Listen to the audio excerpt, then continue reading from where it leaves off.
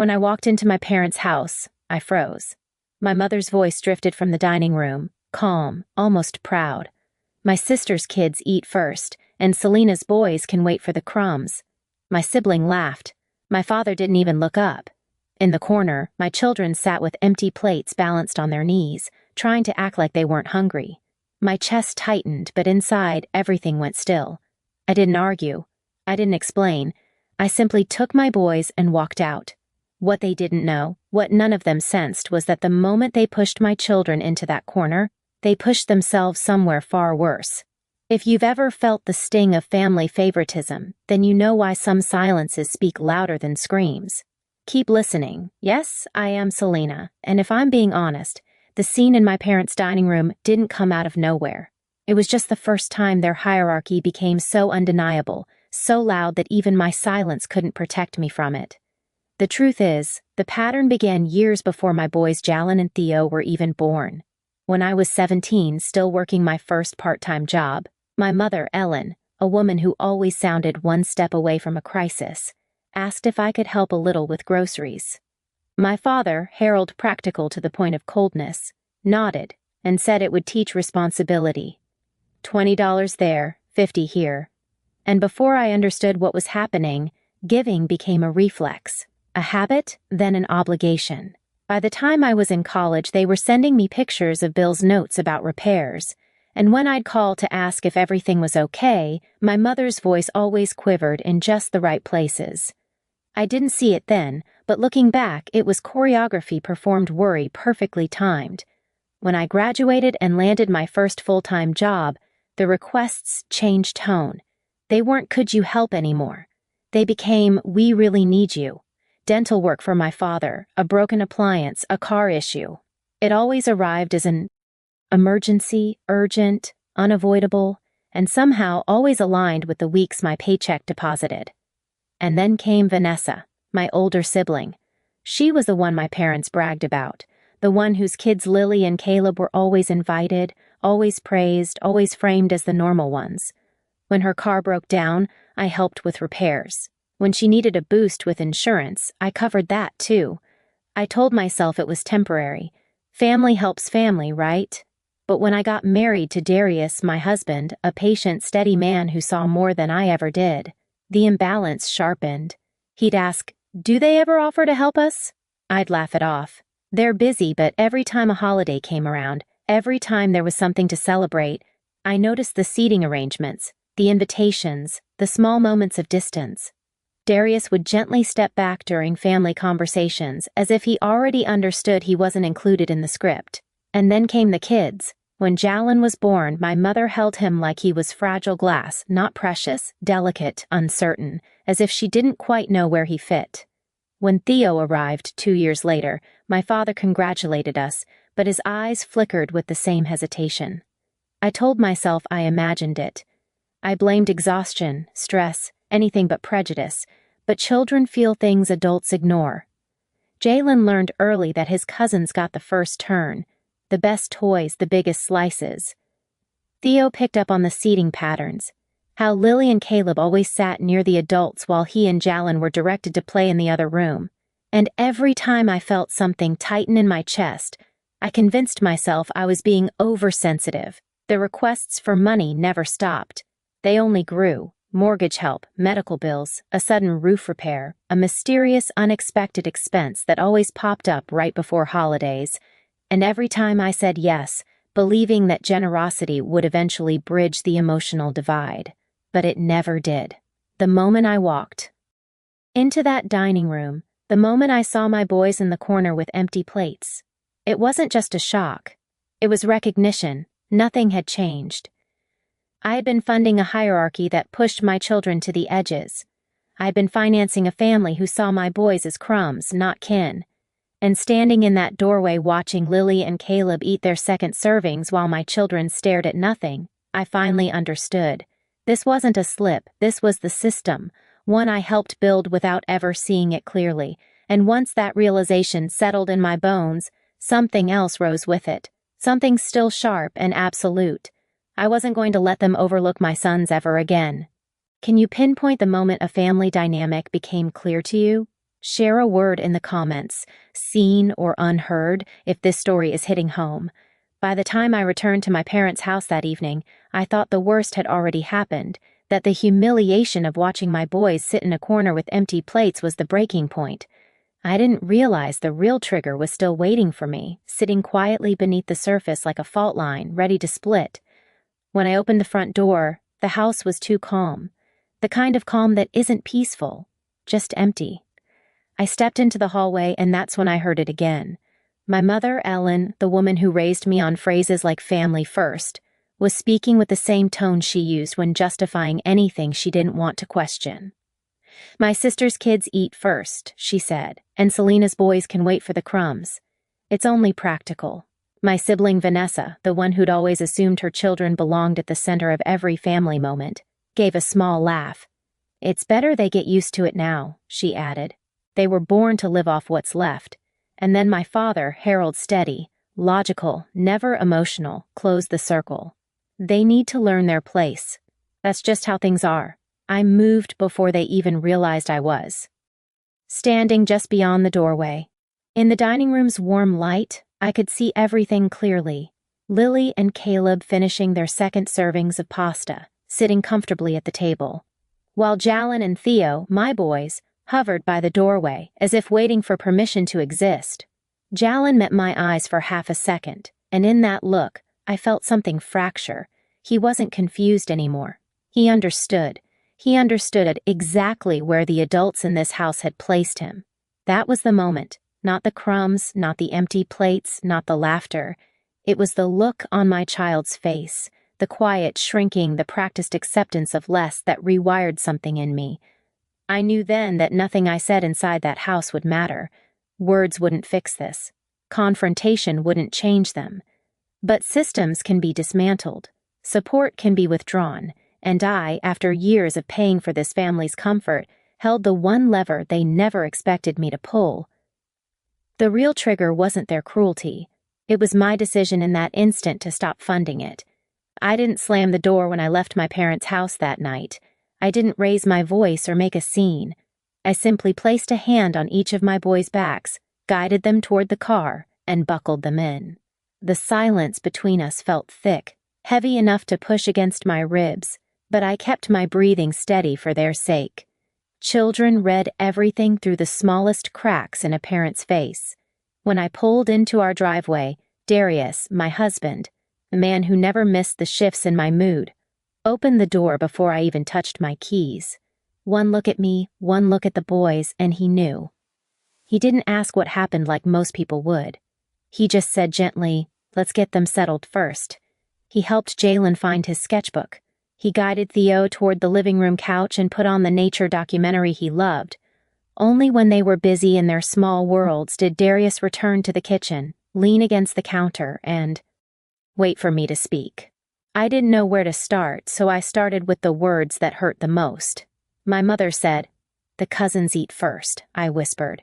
"And my kids, my boys, should wait for the crumbs." The muscle in Darius's jaw shifted, but he stayed still. And my sibling laughed. I continued. My father backed them up. They weren't joking. They meant every word. I expected anger from him, outrage. But instead, Darius breathed out slowly like he had always known this moment would arrive. "Sit," he said softly. I sat. "Selena," he began, "you've been supporting that entire household for years. Bills, repairs, payments, all of it. And you've never asked what any of that has cost you. Not in money, but in dignity. I wanted to defend them the same way I had for years. But nothing came out because the truth had already been sitting in the back of my throat since the moment Jalen looked at me with those sad, understanding eyes. They don't see our sons as family," Darius said. "They see them as a complication, and they see you as the solution they can drain without ever being grateful." I didn't argue. I couldn't. That silence, the one that settled between us, wasn't defeat. It was clarity. He reached across the table and took my hand. So he asked quietly, "What do you want to do?" And just like that, the quiet plan began. I stood up, walked to the drawer where we kept important papers, and pulled out my laptop and a clean legal pad. I'd bought the pad months ago, planning to use it for work notes. It had remained blank until that night. I drew 4 columns: mortgage, auto, utilities, emergencies. Then I opened the banking app I had avoided looking at too closely.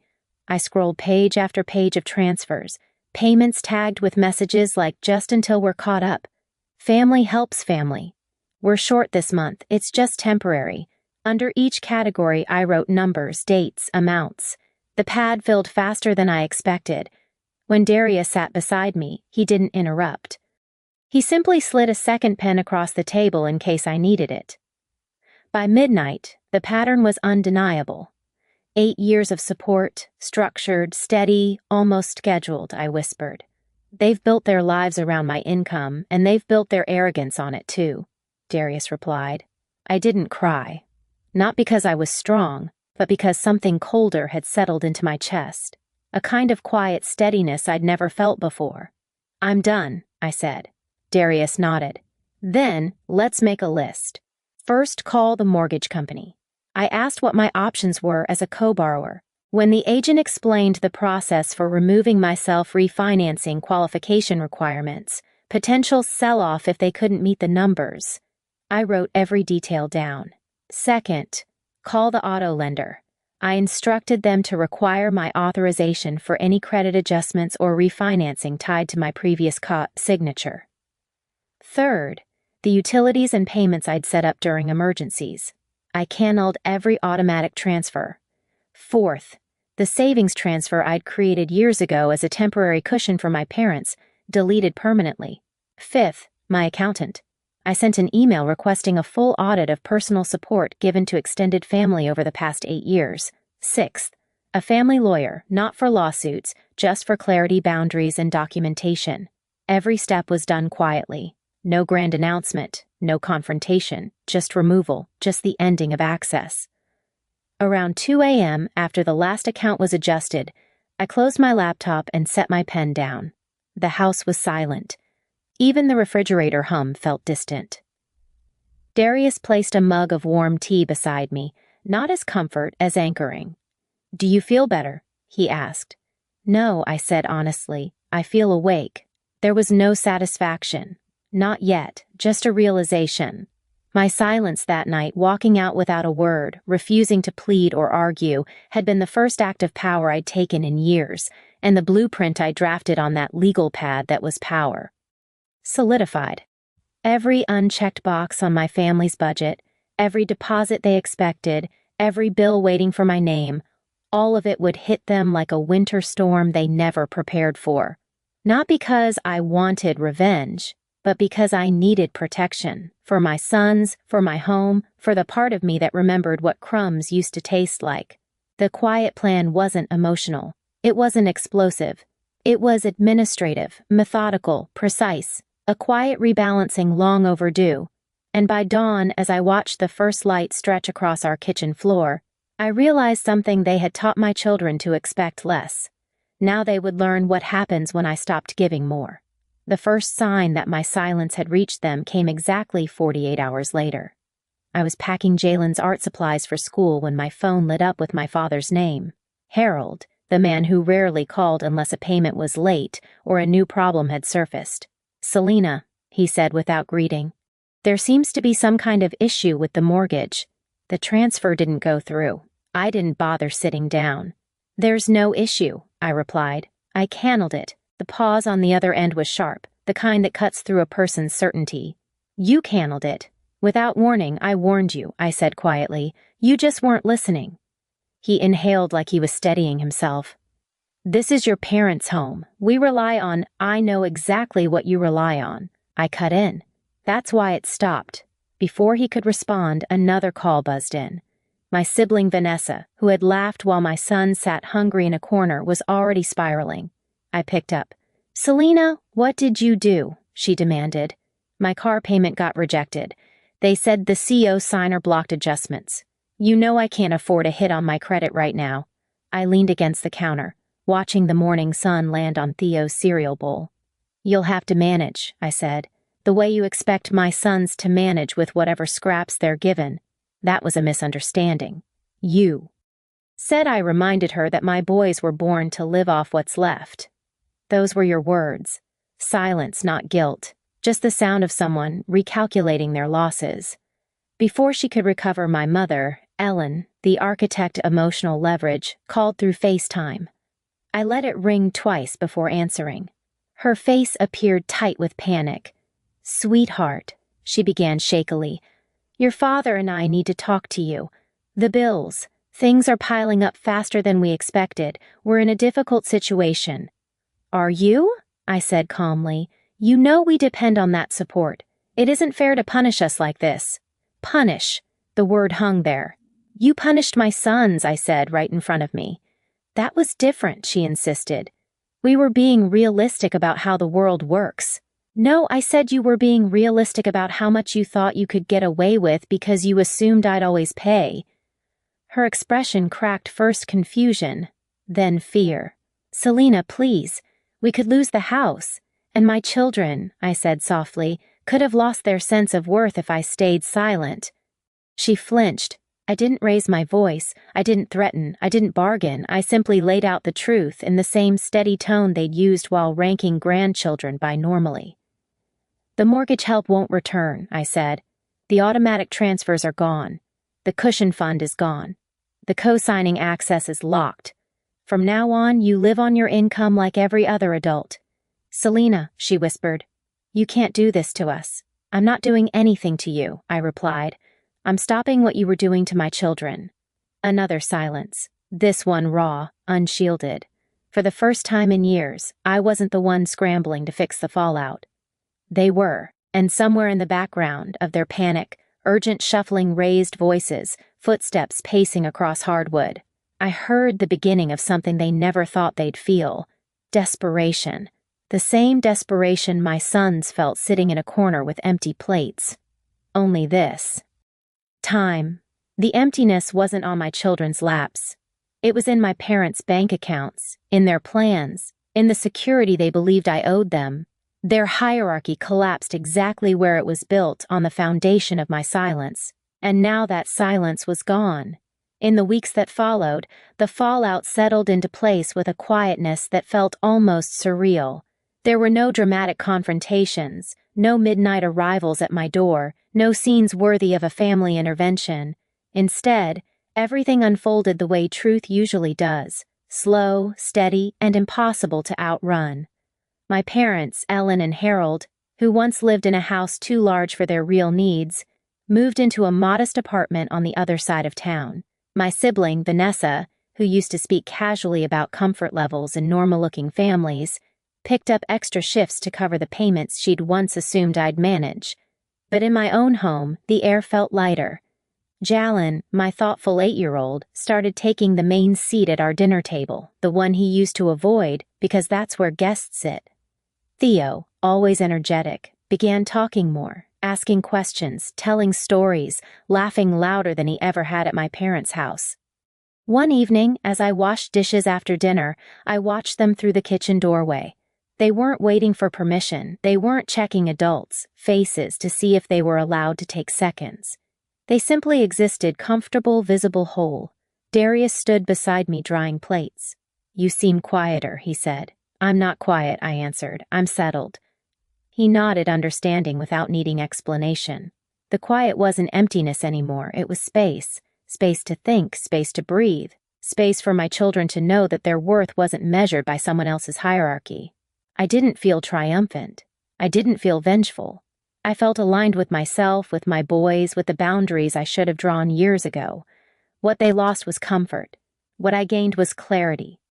And for the first time in a long time, that balance finally felt right. In the end, it wasn't the money I took back that changed everything. It was the space I reclaimed. The day my parents taught my sons they were meant for crumbs was the day I stopped feeding a system that starved them. Some boundaries break families. Mine simply revealed the truth. My boys don't sit in corners anymore, and I will never apologize for choosing their worth over anyone's comfort, not even my own parents. This is more than a story. It's a reminder that your peace is non-negotiable. If Selena's journey resonated with you, subscribe to Payback Stories for weekly narratives about setting boundaries and reclaiming your power. Hit the bell icon so you never miss a story. And if you're ready, share this with someone who needs to hear that it's okay to choose yourself, Your healing might be the permission slip they've been searching for.